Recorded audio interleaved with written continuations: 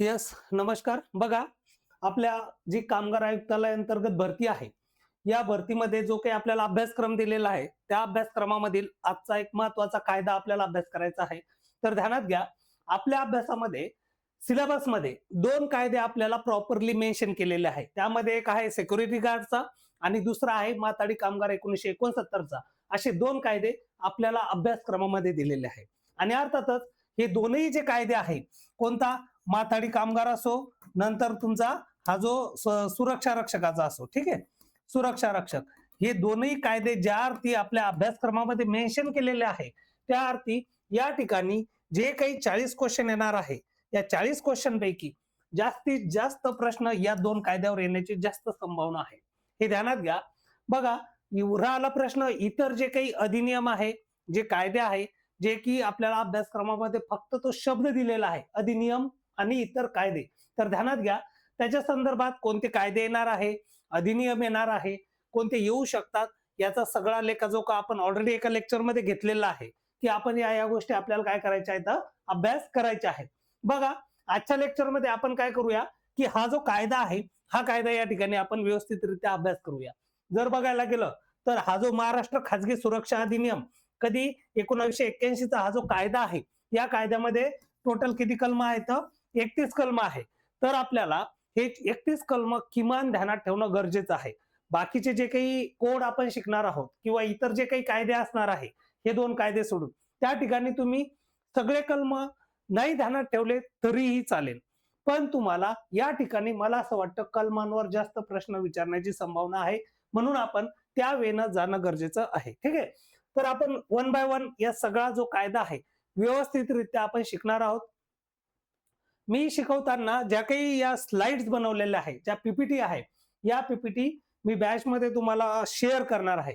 जेणेकरून तुम्ही वाचताना तुम्हाला ज्यावेळेस या स्लाइड असतील समोर, त्यावेळेस तुम्हाला इझिली अंडरस्टँड होणार आहेत कायदे. जे काही कायदे आहेत, इझिली कळणार आहे.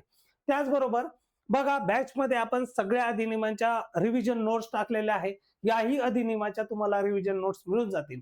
तर आपल्याला शेवटी काय आहे, की जेव्हा परीक्षा जवळ येते त्यावेळेस आपल्याला कायदा एवढा मोठा वाचणं किंवा फार लेक्चर पुन्हा पुन्हा बघणं शक्य होत नाही. त्यावेळेस आपल्याला रिव्हिजन नोट्स गरजेच्या असतात. त्या नोट्स तुम्हाला या ठिकाणी आपण काय करणार आहे, प्रोव्हाइड करणार आहे. लक्षात घ्या. आता पुढे बघा, हा जो सुरक्षा रक्षक कायदा आहे, याची प्रस्तावना आणि कायद्याची व्याप्ती आपल्याला या ठिकाणी बघायची.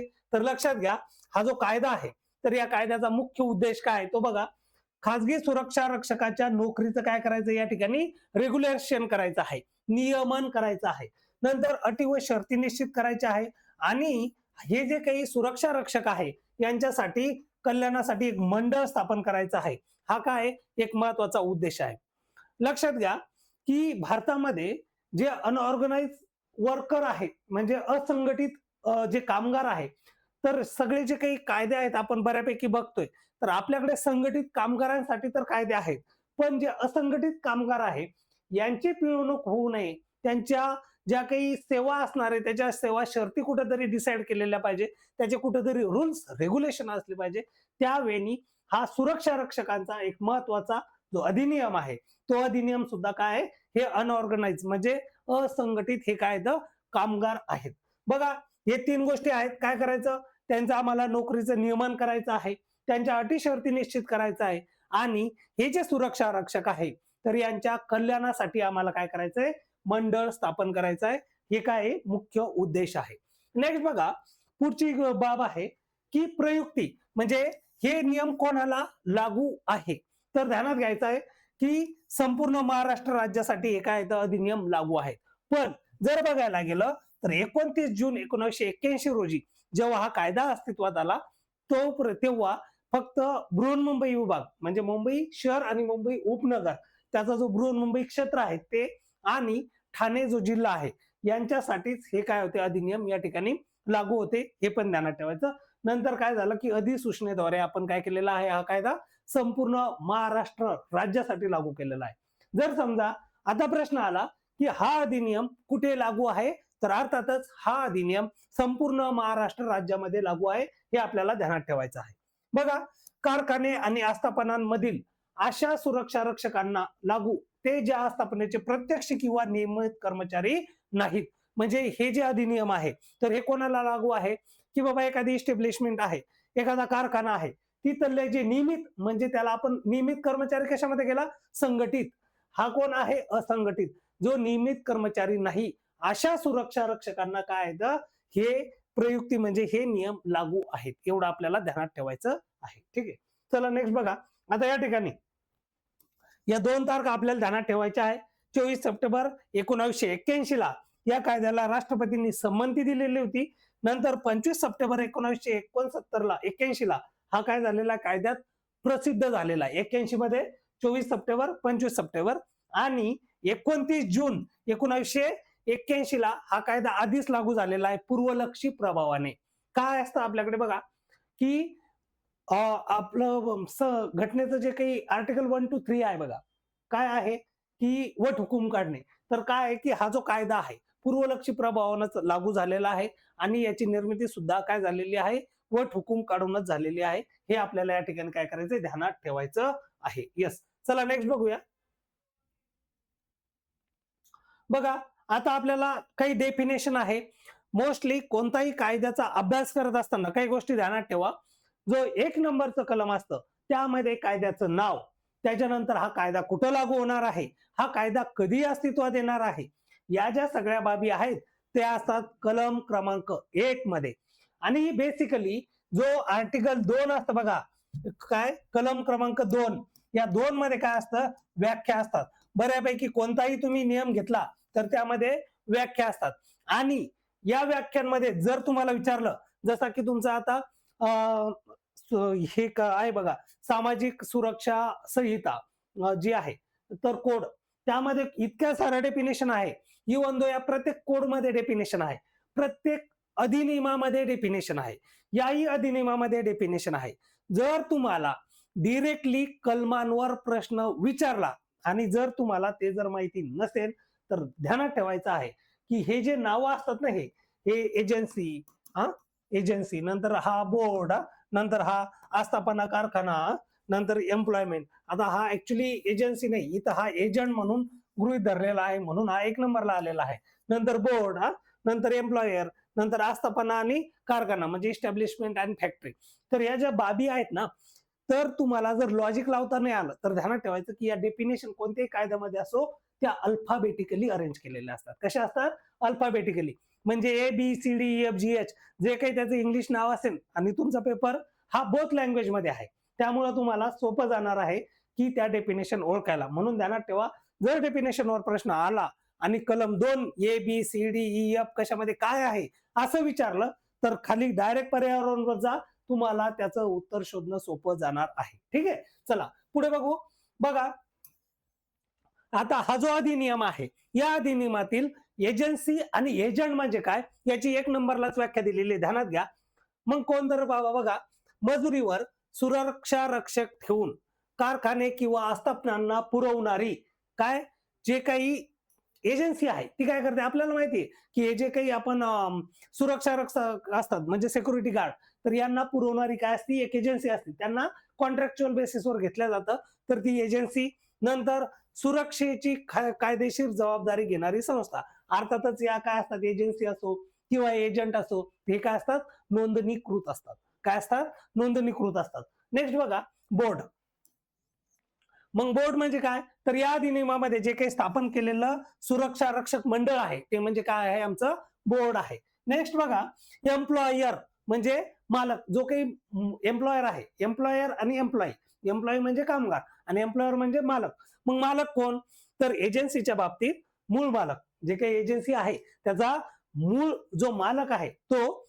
त्याचबरोबर इतर बाबतीमध्ये आस्थापनांच्या कामकाजाचे अंतिम नियंत्रण असणारी व्यक्ती, हे कोण आहे, मालक आहे. नेक्स्ट बघा, आस्थापना आणि कारखाना. आता आस्थापना, मग आस्थापना म्हणजे काय, तर मुंबई दुकाने व संस्था अधिनियम 1948 नुसार जे काही नोंदणीकृत झालेलं आहे. बघा आपल्याकडे कोणताही एखादा व्यवसाय करायचा असेल तर बेसिकली एक लायसन कंपल्सरी असतं, त्याला आपण म्हणतो शॉप ऍक्टचं लायसन.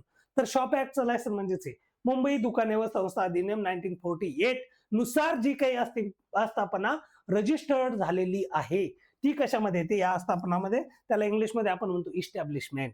नेक्स्ट बघा कारखाना. मग कारखाना म्हणजे काय, तर जो काही 1948 चा जो काही कायदा आहे त्याला आपण म्हणतो फॅक्टरी ऍक्ट 1948. तर हे आहेत काय आहे, आस्थापना आणि कारखाना. या आहेत व्याख्या. बेसिकली या काय तर व्याख्या. नेक्स्ट बघूया. आता आपल्याला बघायचंय की बाबा सुरक्षा रक्षक म्हणजे सिक्युरिटी गार्ड. मग यामध्ये काय समाविष्ट आहे आणि यामध्ये काय समाविष्ट नाही हे आपण व्यवस्थितरित्या करणं गरजेचं आहे. या ठिकाणी आपला प्रश्न फॉर्म होऊ शकतो, हे आपल्याला लक्षात घ्यायचं आहे. बघा मग काय रे बाबा, तर आता सुरक्षा रक्षक म्हणजे काय. आता याच्यामध्ये काय काय आहे, सुरक्षेचे किंवा राखण करणारा किंवा पहाऱ्याचे काम करण्यासाठी एजन्सी मार्फत कामावर ठेवलेली व्यक्ती, असा सिक्युरिटी गार्ड ज्याला राखण करायचं आहे, त्याला सुरक्षेच्या कारणास्तव ठेवलेलं आहे, त्याला पहाऱ्याचं काम करायचं आहे आणि याला कामावर ठेवणारा जो काही एजन्सी मार्फत ठेवलेला कर्मचारी आहे, तर तो तुमचा काय असणार आहे, या ठिकाणी काय असणार आहे, तर याला आपण म्हणतो सिक्युरिटी गार्ड. याला काय म्हणत असतो आपण, सिक्युरिटी गार्ड.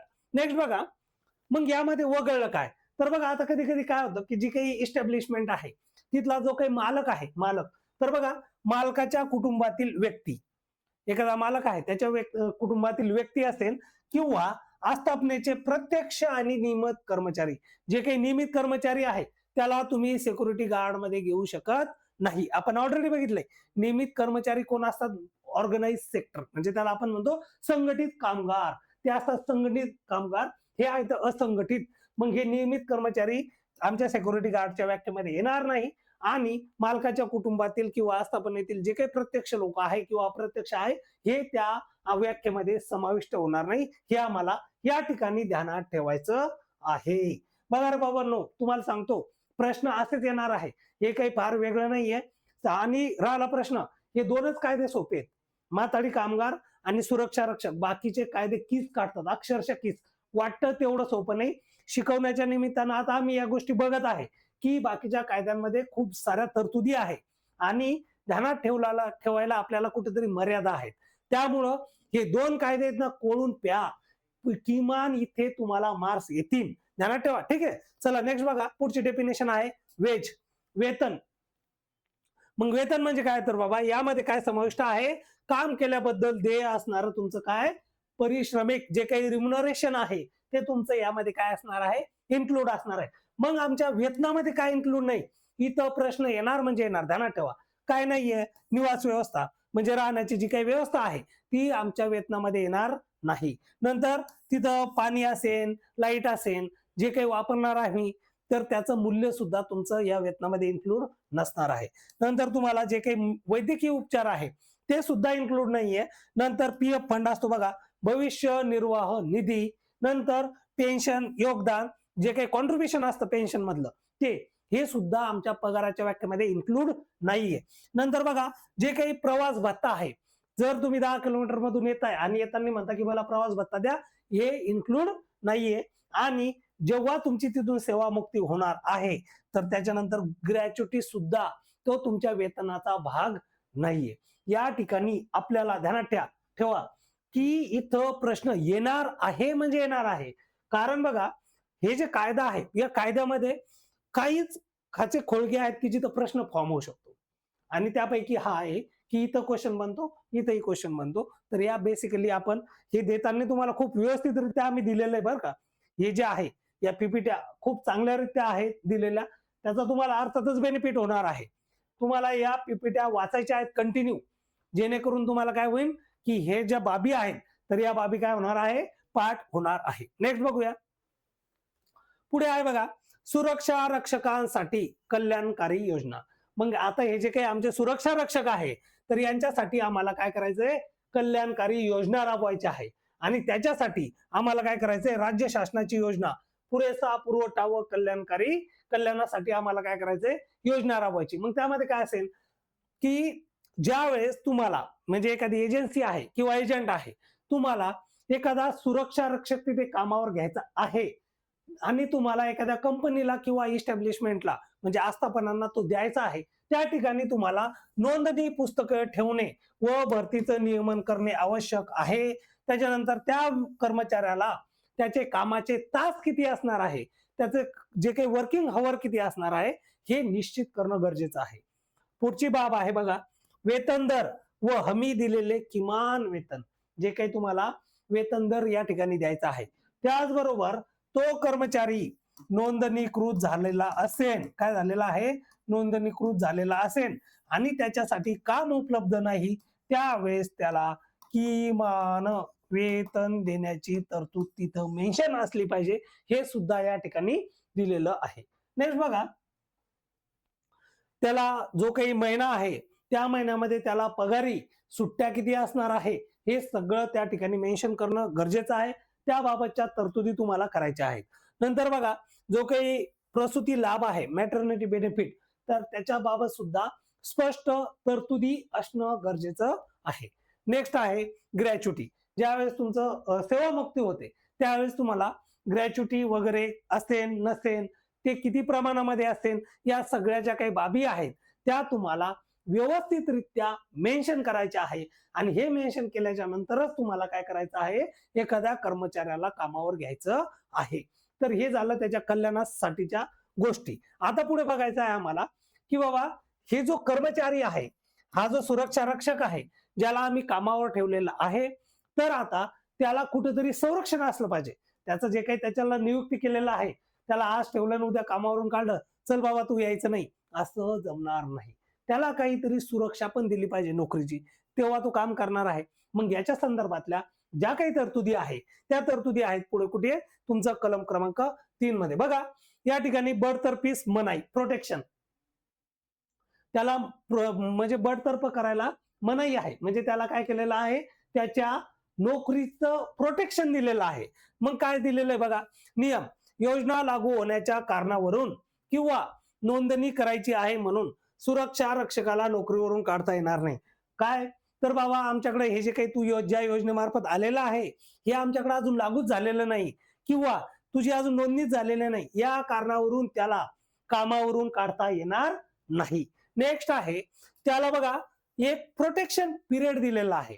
या ठिकाणी आपल्याला प्रश्न बनू शकतो की बाबा, एखादा सुरक्षा रक्षक एखाद्या कामावर नियुक्त केल्याच्या नंतर त्याला किती वर्षाचा संरक्षण काळ मिळत असतो, तर अर्थातच त्याला 1 वर्षाचा काय आहे, या ठिकाणी संरक्षण काळ आहे. म्हणजे काय की 1 वर्षाच्या मुदतीत त्याला काढून टाकण्यास या ठिकाणी काय आहे, मनाई आहे. मग अर्थातच एखादा कार्यकर्ता अपॉइंट केला आणि तिथं त्यांनी गोंधळ केला, आला दारू पिऊन किंवा कोणाची छेड काढलेली असेल किंवा त्याचं जी वर्तणूक आहे ती जर असभ्य असेल, तर अशा वेळेस काय, अशा वेळेस ध्यानात घ्यायचं आहे, जर तो शिस्तभंगाच्या विशेष याच्यामध्ये येत असेल तर त्याला काढून टाकता येणार आहे. त्याला जो काही त्याचा प्रोटेक्शन पिरियड आहे तो या ठिकाणी लागू होणार नाही. हे पण आपल्याला या ठिकाणी ध्यानात ठेवायचं आहे. नंतर बघा, आर्थिक शास्ती, पेनल्टीज. नियम काय सांगतो, मालकाने ठरलेल्या वेळेत सुरक्षा रक्षकांचे वेतन मंडळाकडे वेतन जमा न केल्यास कारवाई करता येणार आहे. नंतर बघा, अधिकार, मंडळ मालकाला अनामत रक्कम म्हणजे जी काही डिपॉझिट आहे ती ठेवण्यास भाग पाडू शकते. नंतर बघा, त्याला दंड आहे, 10% जास्त नसलेली शास्ती, अधिभार, सरचार्ज लावण्याचा मंडळाला अधिकार आहे. जे काही त्याचं एकूण वेतन आहे त्या वेतनाच्या 10% त्या ठिकाणी त्याला पेनल्टी लावल्या जात असते. हे पण आपल्याला ध्यानात ठेवायचं आहे. इथं या 10%वर प्रश्न बनतो, त्याच्यानंतर इथं या 1 वर्षावर प्रश्न बनतो. हे आपल्याला दोन्ही जे पॉइंट आहे हे प्रॉपरली ध्यानात ठेवायचे आहे. नेक्स्ट बघूया,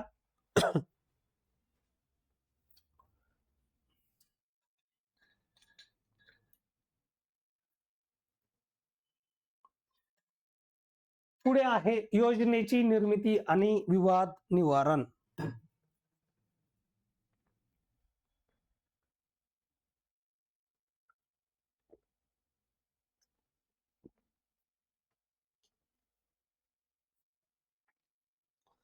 बघा, योजनेची निर्मिती आणि विवाद निवारण. मग या ठिकाणी लक्षात घ्या, कलम क्रमांक 4 हा काय सांगतो, योजना करणे आणि बदल करणे. मग आम्हाला योजना निर्माण करायची आहे तर ती कोणत्या कोणत्या स्टेप मधून जाणार आहे हे आपल्याला या ठिकाणी बघायचंय. राज्य शासन काय करणार आहे, सल्लागार समितीशी विचार विनिमय करते. सगळ्यात पहिले सल्लागार जी काही समिती आहे, ऍडवायझरी बोर्ड, त्याच्यासोबत चर्चा करते. नंतर शासकीय राजपत्रात 1 महिना आधी अधिसूचना प्रसिद्ध केली जाते. आपल्याकडे बघा कोणताही जेव्हा कायदा बनतो त्यावेळेस अधिसूचना राजपत्रामध्ये प्रसिद्ध केल्या जाते आणि त्या विषयातील जे काही तज्ज्ञ मंडळी आहे आणि जे काही जनरल पब्लिक आहे यांच्यासाठी महत्वाचं काय केलं जातं की त्यांना काही सूचना असतील तर त्या सूचना मागवल्या जातात आणि फायनल त्याचं काय होतं नंतर कायद्यामध्ये रूपांतर होत असतं. या ठिकाणी आम्हाला योजना चालू करायची आहे तर काय होणार, ऍडवायझरी जो काही बोर्ड आहे त्याचा आम्ही सल्ला घेणार, नंतर राजपत्रामध्ये अधिसूचित करणार आणि त्यानंतर शासन योजना तयार करू शकते किंवा त्यामध्ये बदल करू शकते किंवा रद्द करू शकते. यावेळेला आमची जी काही योजना आहे तिची अंमलबजावणी होणार आहे. अशा पद्धतीने योजना तयार होणार आहे. नंतर बघा की बाबा काही वाद असेल, काही डिस्प्यूट असतील तर ते कसे मिटवायचे आहेत. बघा, एखादी योजना सुरक्षा रक्षक किंवा मालकांच्या विशिष्ट वर्गाला लागू होते किंवा नाही. काय आहे प्रश्न, तर निर्णय. असा प्रश्न उद्भवल्यास त्यावर राज्य शासनाचा निर्णय अंतिम असणार आहे. आपल्याला या ठिकाणी लक्षात घ्यायचं आहे की डिरेक्टली या ठिकाणी आपल्याला क्वेश्चन फॉर्म होतो. वाटतं तेवढं बघा, खूप छान क्वेश्चन आहे. या ठिकाणी जर बघायला गेलं काय आहे की बाबा एखादा सुरक्षा रक्षक आहे त्याला योजना लागू होते की नाही, तर याच्यावर अंतिम निर्णय घेण्याचा अधिकार कोणाला आहे. लगेच तिथे देतील कामगार निरीक्षक, कामगार आयुक्त, नंतर देतील मुख्य सचिव, नंतर देतील काहीतरी वेगळंच देतील. तर ध्यानात ठेवायचं आहे हा अंतिम निर्णय घेण्याचा अधिकार कोणाला आहे, राज्य शासनाला आहे. याची तरतूद आहे किती, कलम क्रमांक 5 मध्ये. नेक्स्ट बघूया, सुरक्षा रक्षक मंडळाची रचना. कलम 6 मध्ये काय आहे बाबा, तर मंडळाची काय या ठिकाणी स्थापना आहे. जे की आपण बघितलं होतं की कायद्याच्या उद्देशामध्येच एक मंडळ स्थापन करण्याची तरतूद होती. तर ते मंडळ म्हणजे कसं असणार आहे बघा, तर मंडळाची स्थापना कशी असेल, समसमान प्रतिनिधित्व. म्हणजे त्यामध्ये काय असणार आहे की या मंडळामध्ये काय असणार आहे की मालक आणि सुरक्षा रक्षक यांचं काय असणार आहे, जे काही प्रतिनिधी असणार आहे त्यांची संख्या या ठिकाणी समान संख्या असणार आहे. काय असणार आहे, समान संख्या असणार आहे. नंतर नेक्स्ट बघा की शासकीय प्रतिनिधी हे जे मंडळ आहे तर या मंडळामध्ये शासकीय प्रतिनिधी सुद्धा या ठिकाणी असणार आहे. शासकीय प्रतिनिधी एकूण सदस्यांच्या 1/3 पेक्षा जास्त नसतील. काय असतील, 1/3 पेक्षा जास्त नसतील शासकीय प्रतिनिधी. नंतर बघा, अध्यक्ष शासनाकडून नामनिर्देशित सदस्यच मंडळाचा अध्यक्ष असेल. जो कोणी शासन त्याला नामनिर्देशित करणार आहे, नॉमिनेट करणार आहे, तोच काय असणार आहे, या मंडळाचा अध्यक्ष असणार आहे. मग बघा आम्ही काय बघितलं की मालक आणि जे काही कामगार आहे हे समान प्रतिनिधित्व. नंतर 1/3 इतक्या प्रमाणामध्ये, त्यापेक्षा जास्त नको तेवढे शासकीय प्रतिनिधी असतील आणि शासनाने जो काही नॉमिनेट केलेला असणार आहे तो अध्यक्ष या ठिकाणी असणार आहे. नंतर बघा कलम क्रमांक 7, एक व्यक्ती मंडळ अपवाद. या ठिकाणी एक व्यक्ती मंडळ म्हणजे जर मालक रक्षकांनी प्रतिनिधींची शिफारस केली नाही तर शासन मंडळ स्थापन संपेपर्यंत एक योग्य व्यक्तीची नियुक्ती करू शकते सर्व कायदेशीर अधिकारांसह. याला आम्ही म्हणतो एक व्यक्ती मंडळ, अपवाद आहे. इकडे बघा, स्थापन करायचं आहे आणि सुरक्षा रक्षकांनी त्यांचे प्रतिनिधी दिले नाही, इकडे मालकांनी दिलेलं नाही, पण तिथं जर मंडळ स्थापन करायचं आहे मग अशा वेळेस काय होणार, शासन पुढाकार घेतं आणि एका व्यक्तीला सगळे अधिकार बहाल करतं आणि त्याला अपॉइंट करतं. त्याला आम्ही म्हणत असतो एक व्यक्ती मंडळ. कलम क्रमांक 7 आणि 6 मध्ये या तरतुदी आहेत, या आपण प्रॉपरली ध्यानात ठेवा. 6 आणि 7. 5 मध्ये आहे डिस्प्यूट, आपण बघितलं जे काही विवाद आहे ते आहे. तर 5 मध्ये, 6 मध्ये आहे मंडळाची स्थापना, 7 मध्ये आहे एक व्यक्ती मंडळ. डिरेक्टली प्रश्न या ठिकाणी फॉर्म होणार आहे. पुढे बघा, आता आपल्याला बघायचंय कलम क्रमांक 8 आणि 9. तर मंडळाचे अधिकार, कर्तव्य आणि लेखापरीक्षा. मग 8 काय सांगतात बाबा, तर हे जे काही सुरक्षा रक्षक आहे तर अधिकार कर्तव्य यांचे काही अधिकार आणि कर्तव्य कसे असणार आहे, तर ध्यानात ठेवायचं की सगळ्यात महत्वाचं जी काही एजन्सी आहे, जी काही आस्थापना आहे, जे काही फॅक्टरी आहे, तर या लोकांना काही गोष्टी त्यांच्यासाठी पण ठरवलेल्या आहे. त्यांनी काय करायचं की 31 मार्च म्हणजे जे काही आर्थिक वर्ष संपण्याची तारीख आहे तेव्हापासून पण 31 ऑक्टोबर पेक्षा आधी काय करायचंय तुम्हाला की राज्य विधिमंडळाचं जे काही अधिवेशन आहे या अधिवेशनामध्ये तुम्हाला जो काही वार्षिक अहवाल आहे तर तो तुम्हाला काय करायचा आहे, सादर करायचा आहे. ही तरतूद तिथे आहे. नंतर बघा कलम क्रमांक 9 लेखे व लेखा परीक्षा म्हणजे अकाउंट्स अँड ऑडिट. यामध्ये बघा, मंडळ स्वतःच्या हिशेबाचे वार्षिक विवरण तयार करेल. जे काही मंडळ आहे, जे काही आपण बघितलंय नुसार स्थापन झालेलं, तर ते स्वतःच्या हिशेबाचे जे काही त्याचं ऑडिट असणार आहे, तर त्याचं वार्षिक विवरण तयार करेल. शासनाने नियुक्त केलेल्या अर्हताप्राप्त लेखा परीक्षकाकडून म्हणजे ऑडिटर कडून दरवर्षी तपासणी केली जाणार आहे. नेक्स्ट आहे, लेखा परीक्षेचा खर्च मंडळाच्या निधीतूनच दिला जाईल. जो काही लेखा परीक्षा आहे म्हणजे जे काही मंडळ आहे त्याचं ऑडिट होणार आहे आणि ऑडिट कोणामार्फत होणार आहे? ज्या ऑडिटरला शासनाने मान्यता दिलेला आहे असा शासन मान्यता प्राप्त जो काही ऑडिटर आहे त्याच्या मार्फत या ठिकाणी ऑडिट करून घेतला जाणार आहे. आणि जो काही ऑडिटचा खर्च आहे तर तो ऑडिटचा खर्च सुद्धा जे काही मंडळाकडे जी काही अनामत रक्कम जमा आहे किंवा त्यांचं जे काही जमा रक्कम आहे, कॉर्पस फंड म्हणतो आपण त्याला, त्या ठिकाणून त्यांना हे अदा केल्या जाणार आहे. येस, 8 आणि 9 बघितलं. पुढे बघा, पुढे आहे सदस्याची अनर्हता आणि राजीनामा. आता कलम 10 मध्ये काय दिलंय की डिस्क्वालिफिकेशन आणि त्याला रिमूव्ह करायचं आहे म्हणजे अनर्हता आणि पदावरून काढणे. मग आता आपल्याला हे ध्यानात ठेवायचंय की याला पदावरून कोणत्या पद्धतीने काढता येणार आहे. एखादा जो काही पदावर असलेला मंडळी आहे तर तो जर मनोविकल असेल, येडविडा असेल, त्याच्यानंतर दिवाळखोर असेल, त्याच्यानंतर तो जर एखाद्या ऑलरेडी जर वेतनी कर्मचारी असेल म्हणजे आपल्याकडे बघा राष्ट्रपती, उपराष्ट्रपती हे सगळे जे पद असतात आपण काय म्हणतो लाभाचं पद धारण करायचं नाही. म्हणजे त्यांनी शासन पुरस्कृत काही एखादी कंपनी असेल तिथं त्यांना 25% पेक्षा जास्त त्यांची भागीदारी नसली पाहिजे किंवा तो कोणत्याही ठिकाणून त्यांनी वेतन घेतलं नाही पाहिजे. सेम मंडळातून जर तो वेतन घेत असेल तर तो या ठिकाणी नाहीये. नंतर दिवाळखोर असेल तर त्याला या ठिकाणी काढला जाणार आहे. नैतिक अध्यापातनाच्या गुन्ह्यात दोषी ठरला, मॉरल टर्पिट्यूड म्हणतो आपण त्याला, तर तो पण त्यामध्ये येणार नाही. आणि विकृत मनाची व्यक्ती म्हणजे एखादा मनोविकल असेल, येडा असेल, काम करत नसेल असे जे आहे तर यांना काय केलं जाणार आहे, यांचे एक डिस्क्वालिफिकेशनचा क्रायटेरिया आहे आणि त्यांना पदावरून काढल्या जाणार आहे. या ठिकाणी एक महत्वाची आपल्याला सूचना लक्षात घ्यायची, मंडळाच्या परवानगी शिवाय सलग जे काही मंडळ आहे मंडळाने जर परवानगी दिलेली असेल तर तुम्ही 3 बैठकांना अनुपस्थित राहू शकता. पण जर तुम्हाला परवानगी शिवाय जर तुम्ही 3 बैठकांना जर अनुपस्थित राहिले तर शासन अशा व्यक्तीला काय करणार आहे, दूर करणार आहे. पण कोणती व्यक्ती? जी की मंडळाची सदस्य आहे. आणि मंडळामध्ये कोण आहे तर सेम पटीमध्ये मालक आहे, सेम पटीमध्ये सुरक्षा रक्षक आहे, त्याच्यानंतर 1/3 पर्यंत काय आहे, शासकीय सदस्य आहे आणि जो काही मंडळाचा अध्यक्ष आहे तर तो कोण आहे, शासन पुरस्कृत आहे. शासनाने त्याला काय केलेलं आहे, या ठिकाणी नॉमिनेट केलेलं आहे. नेक्स्ट बघा, आपल्याला कलम क्रमांक 11 बघायचा आहे, राजीनामा. याला काय म्हणतो आपण, रेजिग्नेशन. मग सदस्य स्वतःच्या सहीने काय करणार आहे, जो काही सदस्य आहे मंडळामधला तो काय करणार आहे, स्वतःच्या सहीने अध्यक्षाला किंवा शासनाला उद्देशून राजीनामा देऊ शकणार आहे. राजीनामा स्वीकारल्याच्या तारखेपासून पद त्याचं काय होणार आहे, या ठिकाणी रिकामं होणार आहे. किती कलमामध्ये आहे ही तरतूद? कलम क्रमांक 11 काय सांगते, राजीनामा.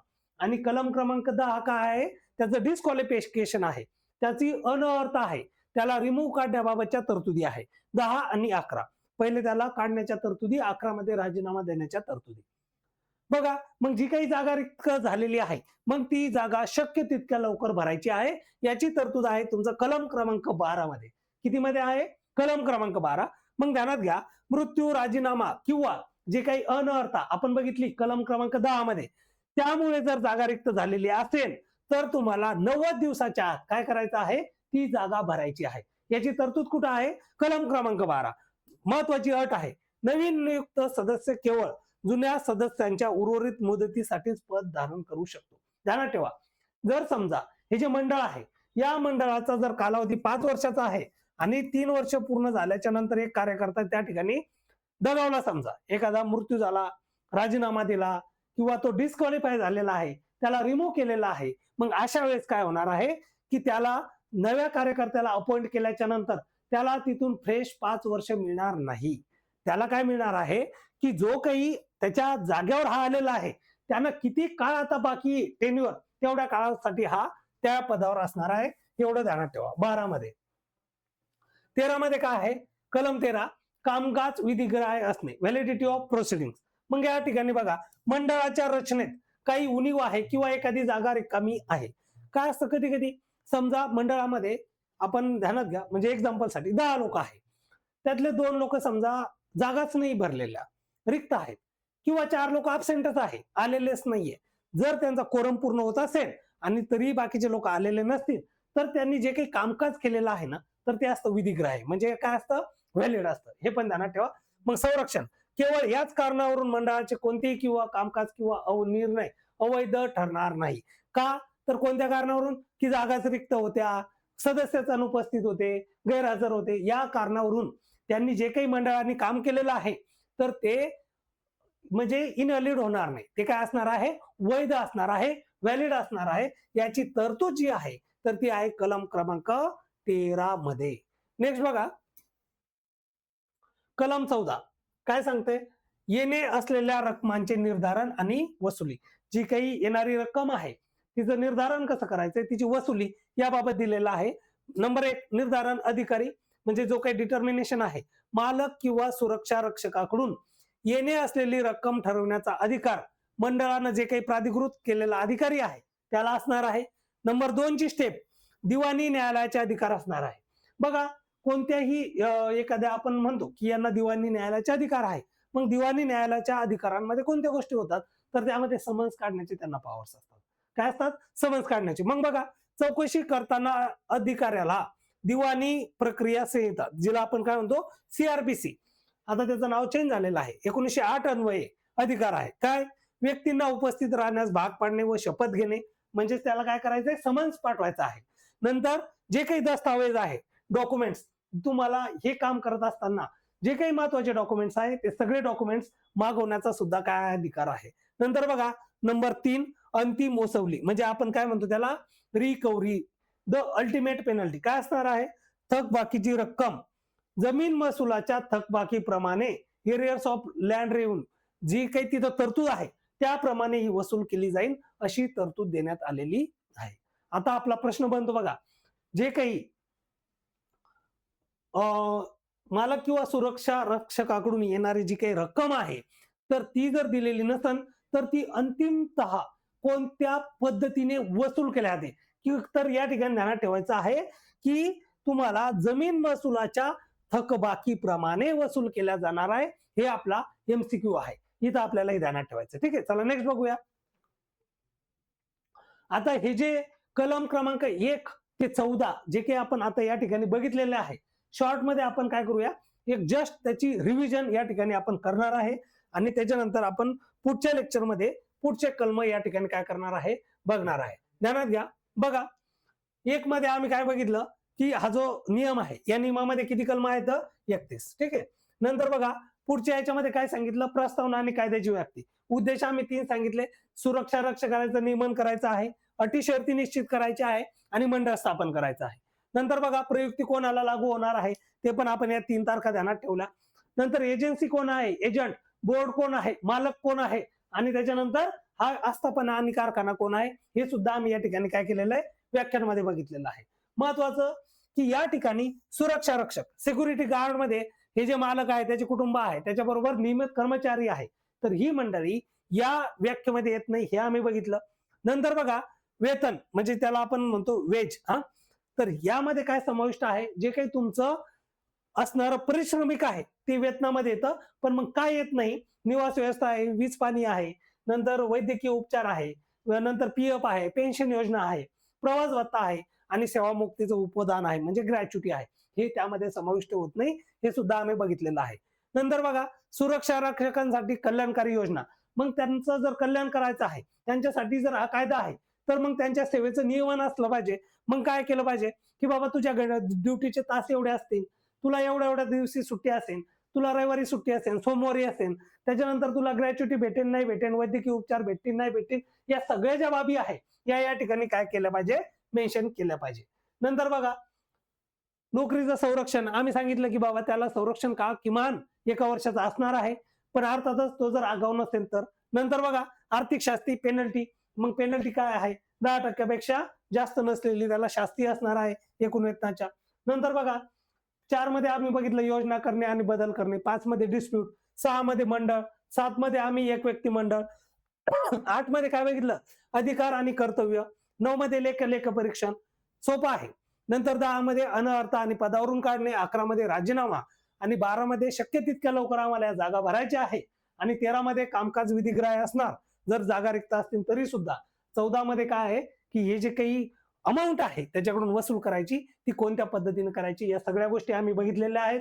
माझ्या मते कलम क्रमांक 1 ते 14 तुमचा व्यवस्थितरित्या तुम्हाला अंडरस्टँड झालेला असणार आहे. हे कलम तुम्हाला ध्यानात ठेवा, कारण आपल्या अभ्यासामध्ये हे 2च कायदे मेन्शन केलेले प्रॉपर.